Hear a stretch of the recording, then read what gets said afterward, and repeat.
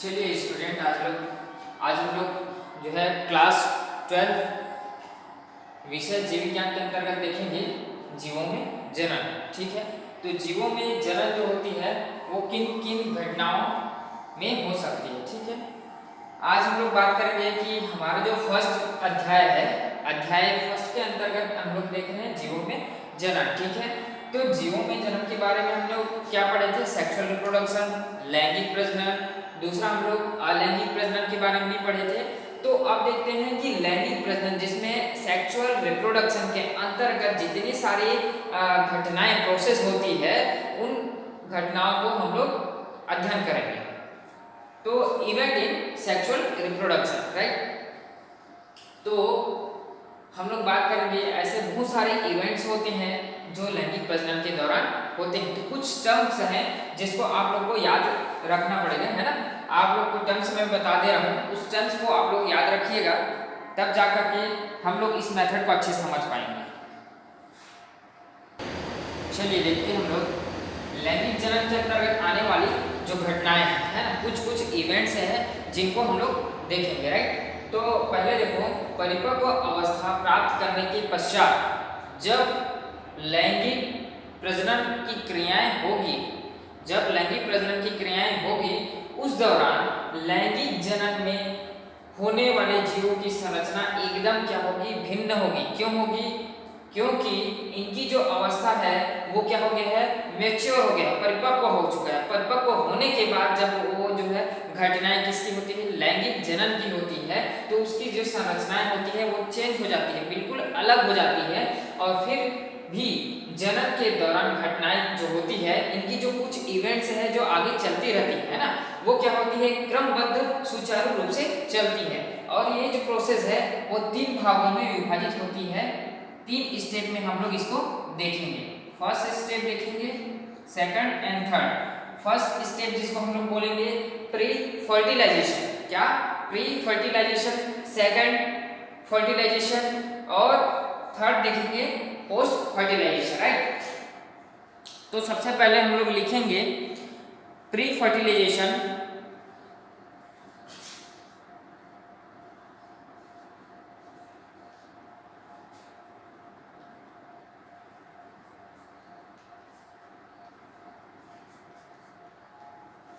Pre fertilisation जिसको हम लोग बोल सकते हैं हिंदी में यदि देखें, पूर्व निषेचन।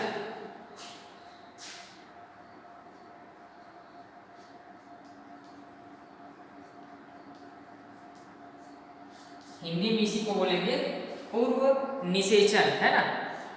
अब हम लोग देखेंगे फर्टिलाइजेशन, राइट।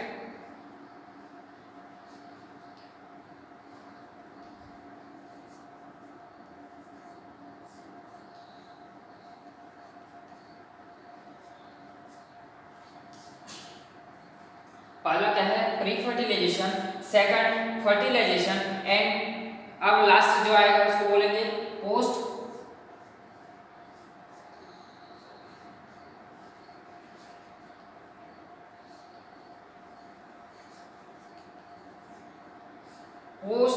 Fertilisation, right. तो पोस्ट जो होता है वो क्या होता है? वो लास्ट की जो चरण होती है जिसको बोलते हैं निषेचोत्पादन। ठीक है, तो पोस्ट फर्टिलाइजेशन है, तो पूर्व के बाद की जो फर्टिलाइजेशन होती है वो होती है। तो 3 स्टेप में हम लोग इसको अध्ययन करेंगे। First pre, second fertilisation and post, right. एक एक करके हम लोग देखते हैं। चलिए देखते हैं निषेचन की कुछ घटनाएं जिसको हम लोग बोलेंगे कि इवेंट्स ऑफ फर्टिलाइजेशन, राइट। तो कौन कौन सी घटनाएं जो है निषेचन के दौरान होती है, हमने 3 चरणों में डिवाइड किया था।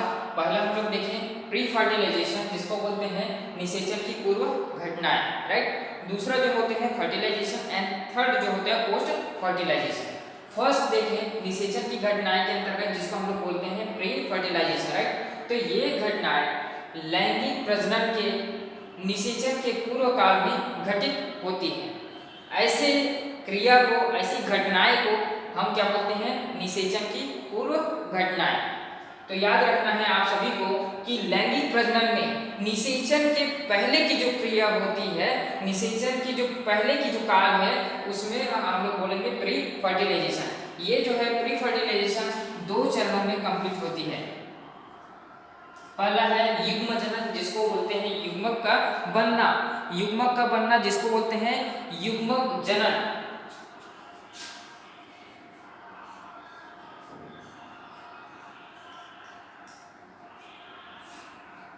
पहला क्या है, युग्मक का बनना। अब युग्मक जब बन जाएगी तब क्या होगा, युग्मक का ट्रांसफर होगा।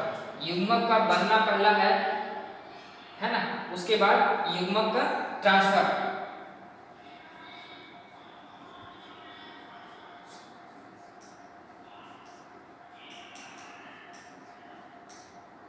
तो 2 चरणों को आप लोग को याद रखना है, जिसको इंग्लिश में बोले तो गैमेटोजेनेसिस की प्रोसेस जो होती है, जिसको युग्मक जनन बोलते हैं,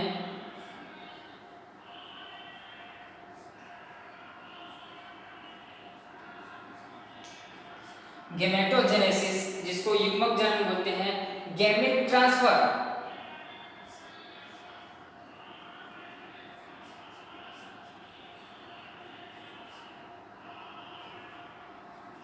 गैमेट का यदि ट्रांसफर करेंगे तो उसको बोलते हैं युग्मक स्थानांतरण। तो आप लोग याद रखिएगा, प्री फर्टिलाइजेशन में याद रखना कि निषेचन की पहली क्रिया जो होगी वो प्री फर्टिलाइजेशन होगी, और उसमें 2 प्रोसेस होती है। फर्स्ट प्रोसेस जो होगी युग्मक जनन, मतलब गैमेटोजेनेसिस का फॉर्मेशन होना, युग्मक का बनना। दूसरा होता है युग्मक स्थानांतरण। युग्मक जब बन जाएगी तब इस युग्मक को हम जो है क्या करेंगे, निषेचन की क्रिया के अंतर्गत उनको क्या करेंगे, फर्टिलाइज करेंगे, ट्रांसफर करेंगे। और उस फर्टिलाइजेशन की जो प्रोसेस होगी, थर्ड प्रोसेस में क्या होगी, पोस्ट होगी। पोस्ट में क्या हो जाएगी, युग्मक का पूरी ट्रांसफर हो चुकी रहेगी। तो आगे हम लोग देखते हैं गैमेटोजेनेसिस होता क्या है। तो इसमें कुछ टर्म्स है जिसको याद रखना है, मैं उनको नोट डाउन करवा रहा हूँ। चलिए, तो कुछ मैं टर्म्स बता रहा हूँ, इस ये जो है इन वर्ड को आप लोग को याद रखना है, ठीक है। अभी इसको आप लोग डायरेक्ट हम लोग गैमेटोजेनेसिस देख रहे हैं, गैमेटोजेनेसिस के अंतर्गत ये टर्म्स आएंगी, लेकिन इसको आप लोग लिखिएगा नहीं, इसको आप लोग को याद रखना है कि समयुग्मजी किसे कहते हैं, विषम युग्मजी किसे कहते हैं, द्विलिंगी, एकलिंगी और उभयलिंगी। तो समयुग्मजी मतलब जो युग्मक जो बनेगी वो जो है समान युग्मक का बनना समयुग्मजी कहलाती है। जब युग्मन जो है एक समान की जो बनने का प्रोसेस है वो समयुग्मजी कहलाएगी। विषम युग्मजी मतलब समयुग्मजी से जो कुछ भिन्न रहेगा, अलग रहेगी, उसे हम लोग बोलेंगे विषम युग्मजी। और जब देखेंगे द्विलिंगी, जिसमें हम फ्लावर की बात करेंगे, तो फ्लावर में क्या होता है, द्विलिंगी और एक लिंगी होता है, मेल एंड फीमेल की प्रोसेस में होती है। और जब दोनों एक साथ हो जाती है तो द्विलिंगी और एक लिंगी में एक ही कार्पल्स पाए जाएंगे, एक ही जो है जिसको परागकण बोलते हैं। और उभयलिंगी, एक पौधों में एक यदि पौधा है जिसमें दोनों चीज पाई जाती है, द्विलिंगी और एक लिंगी पाई जाती है, उसे उभयलिंगी कहते हैं। इसे हम लोग डायग्राम से और इस पर समझेंगे, लेकिन आप लोग इस वर्ड को याद रखिए।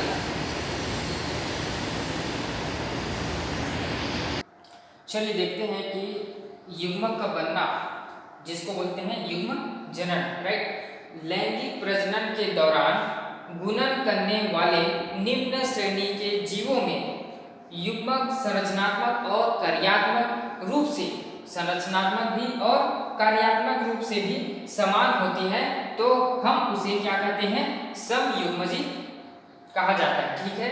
तो समयुग्मजी जो वर्ड है उनको याद रखना है कि इसमें समयुग्मजी में संरचनात्मक और कार्यात्मक जो रचनाएं हैं, जो घटनाएं हैं, वो क्या होगी, समान होगी, ठीक है। तो इसी को बोलते हैं समयुग्मजी। यदि इंग्लिश में देखोगे तो इंग्लिश में इसको बोलते हैं आइसोगेमेट्स।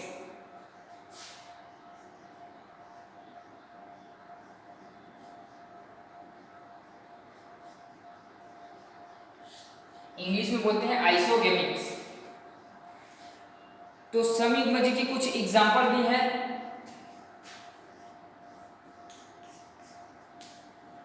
आइसोटोप,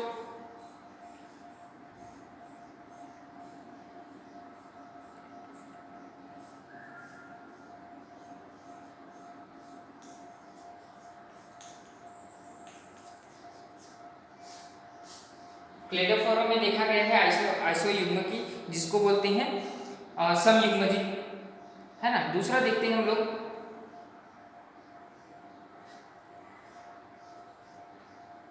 चलिए देखते हैं कि दोनों युग्मक समान हो, है ना, संरचनात्मक और कार्यात्मक रूप से दोनों युग्मक क्या हो, समान हो, और यदि उनकी व्यवहार में भिन्नता हो तो भिन्न होने की वजह से ये क्या हो जाती है, असमयुग्मन, ठीक है, असमानता देखने को मिलती है। किंतु जब दोनों प्रकार के युग्मक भिन्न होती हो, जब दोनों प्रकार के युग्मक यदि भिन्न होती हो तो हम उसे क्या बोल सकते हैं, विषम युग्मजी। आप देख सकते हैं ये इसकी जो संरचना और कार्यात्मक इकाई बिल्कुल डिफरेंट हो तो हम क्या बोलेंगे, इसको विषम युग्मजी।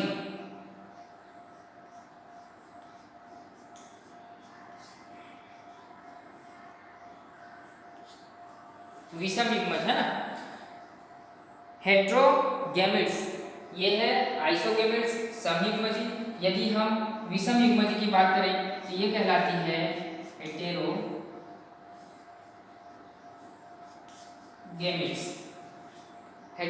राइट। तो इसमें देखो कि विषम युग्मजी उत्पन्न करने वाले जीवों में नर युग्मक जो रहेगा उसमें शुक्राणु डेवलप होगा, जबकि मादा युग्मक जिसमें अंड या एग जिसको बोलते हैं या ओवम कहते हैं ना, नर में आप लोग देखे ही हो कि स्पर्म बनता है जिसको बोलते हैं शुक्राणु युग्मक में, और दूसरे में जो मादा है उसमें देखोगे एग या ओवम। अब देखेंगे जीवों में लैंगिकता।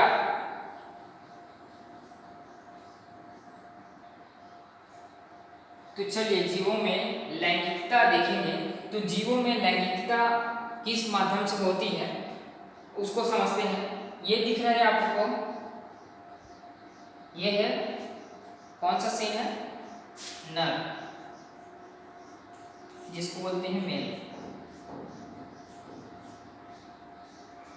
मेल, और प्लस का है यहाँ पे, ये जो प्लस का निशान है वो किसका है, फीमेल।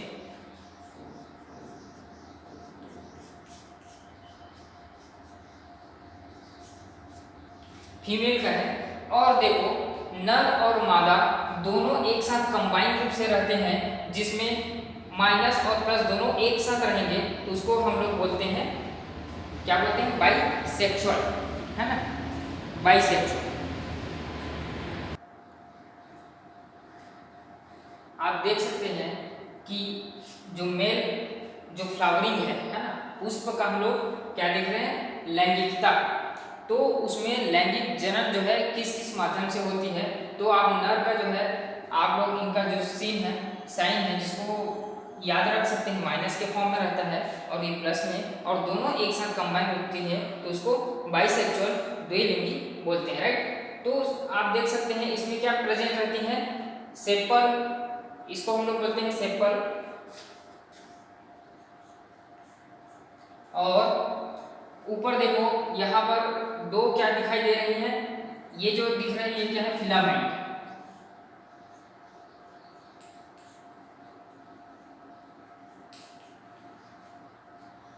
आप देख सकते हैं एक फ्लावर में, जो फ्लावर का जो हम लोग अच्छे से हम लोग इसका स्टडी करेंगे फ्लावरिंग का, तो सेकंड यूनिट में है, राइट। तो अभी आप लोग देख लो कि लैंगिकता किस माध्यम से होगी।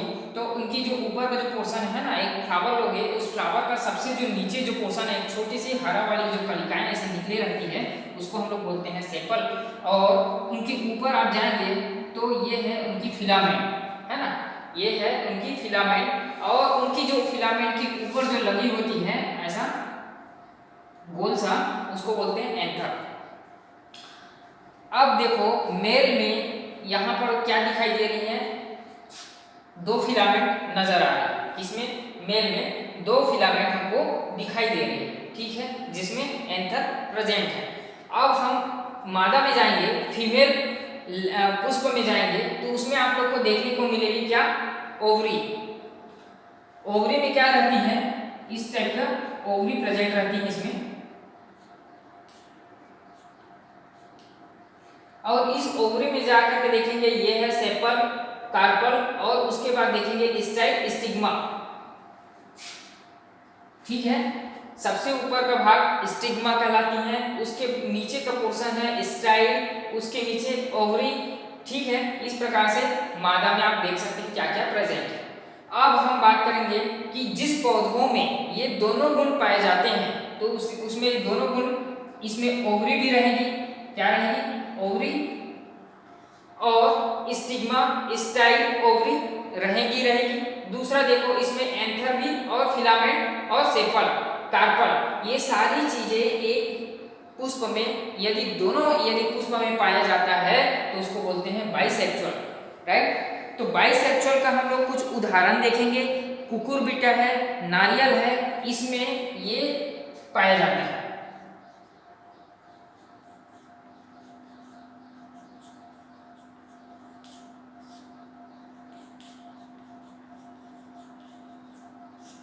ये जो प्लांट्स हैं, कुछ पौधे होती हैं, इस पौधे में जो है बाइसेक्सुअल लैंगिकता पाई जाती है।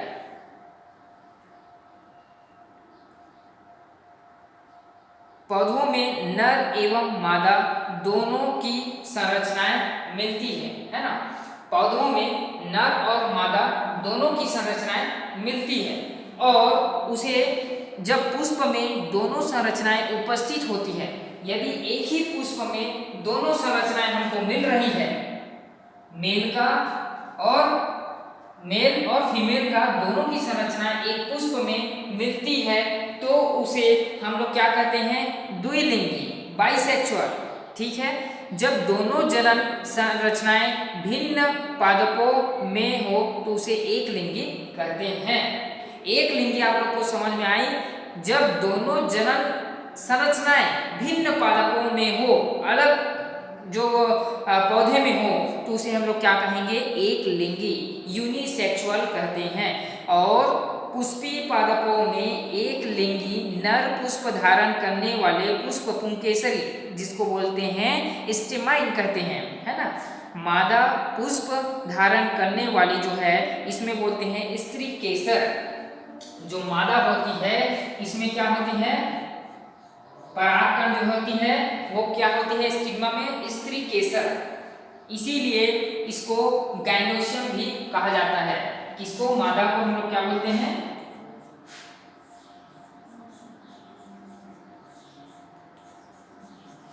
क्या बोलते हैं, गाइनोसियम। आप लोग इसको याद रख सकते हैं, गाइनो का मतलब होता है मेल से ही रिलेटेड होता है गाइनो, और उसमें गाइनोसियम यदि बात करें तो उसी को हम लोग मादा के नाम से जानते हैं। ठीक है, और यदि इसमें बात करें तो मेल में क्या होती है, इसमें गाइनोसियम। ठीक है, आप लोग को गाइनो से ही स्पष्ट हो रहा है कि वहां पे कहीं न कहीं फीमेल लैंगिकता पाई जा रही है। ठीक है, अब देखेंगे मेल में क्या है, एंड्रोसियम।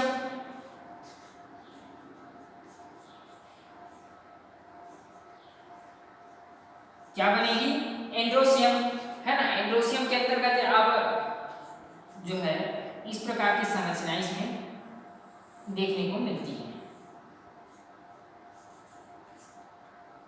एंड्रोसियम। ठीक है, इसमें फिलामेंट भी प्रेजेंट रहेंगी, एंथर भी प्रेजेंट रहेंगी। इस प्रकार से देखने को मिलेगा किसमें, एंड्रोसियम में नर भाग में। मादा भाग में गाइनोसियम में आप लोग को देखने को मिलेगी ओवरी, स्टाइल, स्टिग्मा। चलिए बात करते हैं आगे। मादा पुष्प धारण करने वाले को हम लोग बोलते हैं स्त्री केसरी होता है, और कुछ पौधों में अकेला पादप उभय लिंगाश्रयी, जिसको बोलते हैं मोनोसेल्सियस, है ना, उभय लिंगाश्रयी मोनोसियस होती हैं। और इसमें पैदा होने वाली जो पुष्प होती है उसमें लिंगीय द्विलिंगी दोनों हो सकते हैं। किसमें, उभय लिंगाश्रयी में दोनों की यदि गुण पाए जाएंगे तो उनसे जो निषेचन होगी उसमें दोनों तरीके के गुण, नर और मादा के गुण पाए जाते हैं। तो एग्जाम्पल में आप लोग देखोगे कुकुरबिटा है और नारियल है, ये दोनों क्या है, उभय लिंगाश्रयी पादप होते हैं। और पपीता और जो है खरबूज जो है लिंगाश्रयी पादप में आते हैं। और इसी प्रकार प्राणियों में एक लिंगी द्विलिंगी अवस्थाएं होती है, जैसे कि केचुए में देख सकते हैं, और स्पंज और टेपवर्म, जोंक द्विलिंगी के उदाहरण हैं। इसमें नर और मादा जनन अंग दोनों एक ही प्राणी में मिलते हैं। अब आगे हम लोग बात करेंगे, इतना आप लोग जो है जीवों में लैंगिकता किस प्रकार की जो है लैंगिकता नर और मादा और जो है द्विलिंगाश्री, उभयलिंगाश्री और एक लिंगाश्री में आप लोग देखने को मिला। ठीक है, आप लोग इसको याद रखिएगा। सेपल, जिसको पुष्प की जो निचली हुई जो भाग है, छोटी सी हरा वाली जो कलिकाएं निकली रहती है, जिसको बोलते हैं सेपल। उसके बाद ऊपर जाएंगे फिलामेंट, एंथर, ये सारी चीज प्रेजेंट रहेंगे मेल में। फीमेल में देखो ओवरी, स्टाइल, स्टिग्मा प्रेजेंट रहती हैं। यदि दोनों एक साथ कंप्लीट रूप से पौधे में प्रेजेंट है तो इसमें ओवरी भी रहेंगे और स्टिग्मा, स्टाइल भी रहेगी, और यहाँ पे एंथर और फिलामेंट, कार्पल भी प्रेजेंट रहेंगे। अब देखेंगे कि युग्मक निर्माण के दौरान कोशिका का विभाजन। ठीक है, गैमेट फॉर्मेशन, एक गैमेट दूसरे गैमेट में किस प्रकार फॉर्मेशन होते हैं, राइट, इसको हम लोग देखते हैं। चलिए देखो, जीवों में लैंगिकता के जो है बहुत सारे प्रकार दिए हुए हैं। केचुआ सबसे ऊपर का जो दिख रहा है वो है केचुआ में किस प्रकार की लैंगिकता पाई जाती है, और उसमें जो है देख सकते हैं कि अलग अलग द्विलिंगी प्राणी काक्रोच है ना, एक लिंगी जंतु भी दिया गया है। और नीचे आप लोग सबसे नीचे जो पोर्शन है जिसमें थैलस नुमा संरचना दिख रही है वो है शैवाल की, है ना। उसमें क्या है, उभयलिंगी लैंगिकता को दर्शाया गया है। और एक लिंगी पुष्प आप लोग देख सकते हैं जिसमें कार्पल दिखाई दे रहे हैं और स्टिग्मा, स्टिमेन, है ना, दोनों दिखाई दे रहे हैं। वो क्या है, एक लिंगी है, अभी मैंने समझाया। उसके बाद अब आगे हम लोग युग्मक स्थानांतरण, गैमेट ट्रांसफर। चलिए आगे हम लोग बात करते हैं युग्मक ट्रांसफर। युग्मक का जो युग्मक बनती है उस युग्मक को, गैमेट्स को एक जो है नर है वो मादा में किस प्रकार ट्रांसफर करती है और नया जो है पौधे का निर्माण करती है या पुष्प का निर्माण करती है। देखते हैं आगे। तो युग्मक ट्रांसफर क्या होती है, गैमेट ट्रांसफॉर्मेशन, जिसको बोलते हैं गैमेट का ट्रांसफर होना। ये मैंने बनाया, किसकी स्ट्रक्चर है, ये थैलस है। थैलस ये क्या है,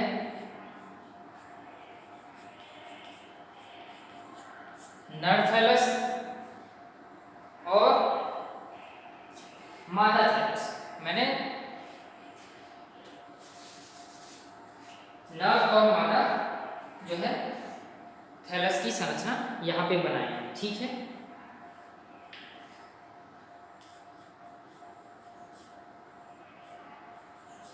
मेल और फीमेल, ये जो दोनों क्या है, शैवाल ही है, थैलस है। ये थैले के स्ट्रक्चर जो बनाती है, जिस शैवाल ही है ना, थैले के स्ट्रक्चर की जो संरचना, इसीलिए थैलस बोला जाता है। और इसमें गैमेट का जो है ट्रांसफर कैसे होती है, तो ये क्या होती है, पानी में रहती है। थैलस कहाँ पाई जाती है, पानियों में जो है रहती है ना।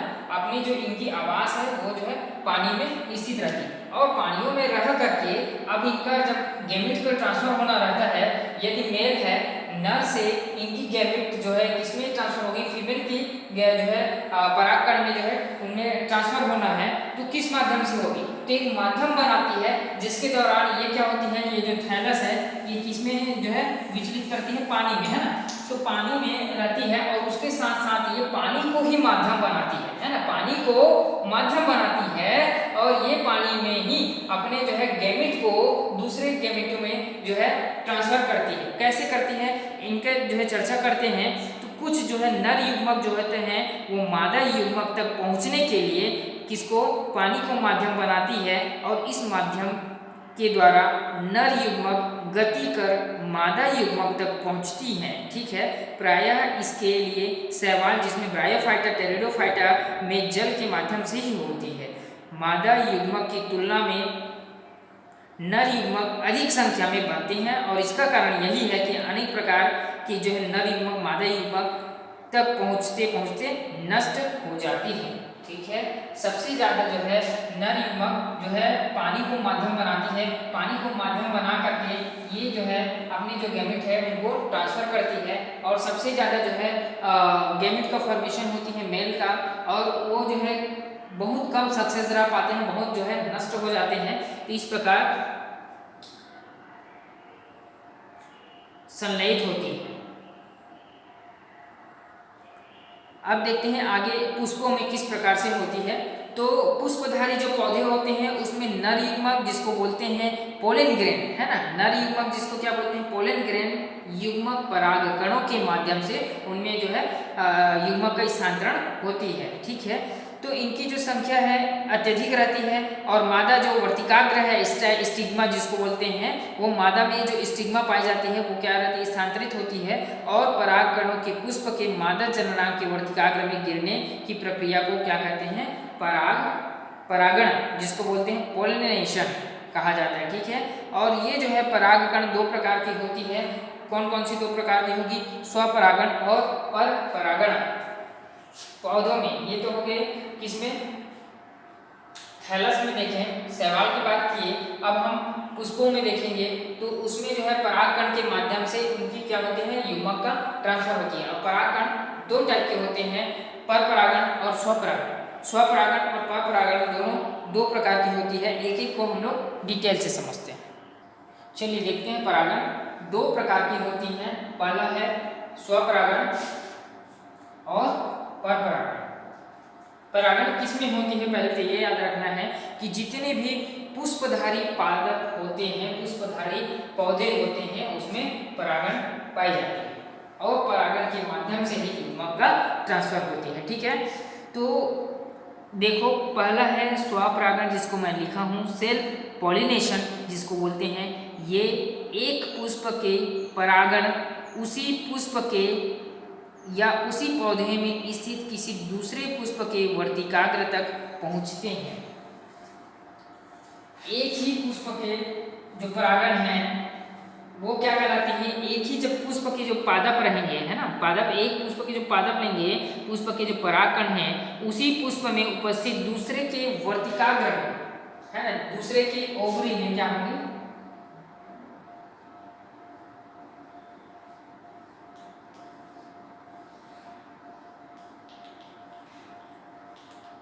ये मैंने बनाया स्टिग्मा स्टाइल ओवरी। ठीक है, स्टिग्मा स्टाइल ओवरी मैंने बनाया। एक फ्लावर में देखोगे, एक पौधों में, ये एक जो पुष्प में मिलती है। ठीक है, एक पुष्प में स्वपरागण की क्रिया सेल्फ होती है। यदि कुछ जो पौधे होते हैं, ऐसे कुछ पौधे होते हैं जिसमें खुद की वर्तिकाग्र के द्वारा ही इनका ट्रांसफर एक ही पुष्प में होती है, दूसरे पुष्प में न होकर एक ही पुष्प में होना स्वपरागण कहलाती है, एक ही वर्तिकाग्र में होती है।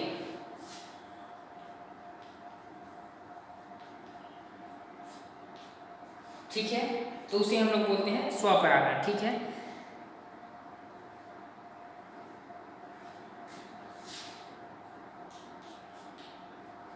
कौन से पुष्प में? मटर कुल की जितने भी मटर प्रजाति की जितने भी फ्लावर होती हैं उसमें स्वपरागण अपने ही पुष्प में उन लोग क्या करते हैं? स्वपरागण की क्रिया करते हैं, युग्मक का ट्रांसफर होते हैं। ठीक है, दूसरा देखो पर परागण। पर परागण में क्या होते हैं? क्रॉस पॉलिनेशन जिसको बोलते हैं। ये वे पौधे होते हैं या पुष्प होते हैं जिसमें परागण की जाति जो होती है किसी दूसरे पौधे के पुष्प के वर्तिकाग्र में स्थानांतरित होती है, तो उसको हम लोग बोलते हैं पर परागण। यदि मैंने लिया ये जो है गुड़हल का फ्लावर लिया और उसी प्रकार एक कुकुरबिटा का जो है प्लांट ले लेता हूँ, तो दोनों का जो है स्थानांतरण होगी हवा के माध्यम से या अपने जो माध्यम है, एक जो फ्लावर का जो स्टिग्मा होती है वो स्टिग्मा के माध्यम से उसमें क्या होती है? दूसरे के वर्तिकाग्र में ट्रांसफर होती है, तो उसको हम लोग बोलते हैं पर परागण।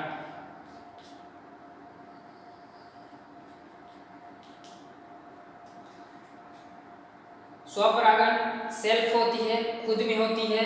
पर परागण क्रॉस होती है। क्रॉस मतलब एक दूसरे में कन्वर्ट होती है, एक दूसरे में क्या होती है? कन्वर्ट हो रही, तो उसको हम लोग बोलते हैं पर परागण। ठीक है, पर परागण जैसे ही वर्तिकाग्र तक पहुंचते हैं तो वर्तिकाग्र द्वारा स्त्रावित पदार्थ जो है चिपक जाती है ना। ये जो है पहले फ्लावर से यदि मैं ले लूँ नर और ये मादा, तो इनके जो है क्या होती है, यहाँ पर जो एंथर पाई जाती है ना, यहाँ ऊपर में क्या पाई जाती है, एंथर पाई जाती है। और ये मादा के जो एंथर है वो दूसरे यदि पुष्प में क्या होती है, ट्रांसफर हो रही है, तो क्या होती है, चिपचिपा सा पदार्थ उसमें स्त्रावित होती है। ये क्या है, अपना चिपचिपा पदार्थ इसमें छोड़ती है और इस प्रकार से उनकी वर्तिकाग्र तक पहुंचती है और वो क्या होती है, अंकुरित होना चालू हो जाती है।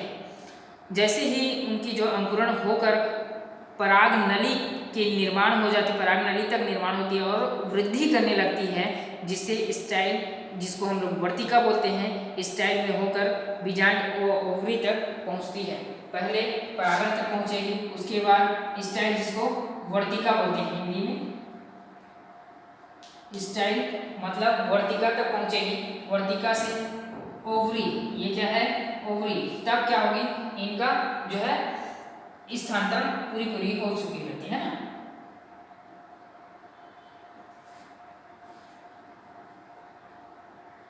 तो पराग नली नर युग्मकों के साथ अंडक के भीतर प्रवेश कर क्या बनाती है, अंड के समीप नर युग्मकों को मुक्त करती है और एक लिंगाश्रयी प्राणियों में नर और मादा दोनों अलग अलग युग्मक बनाते हैं।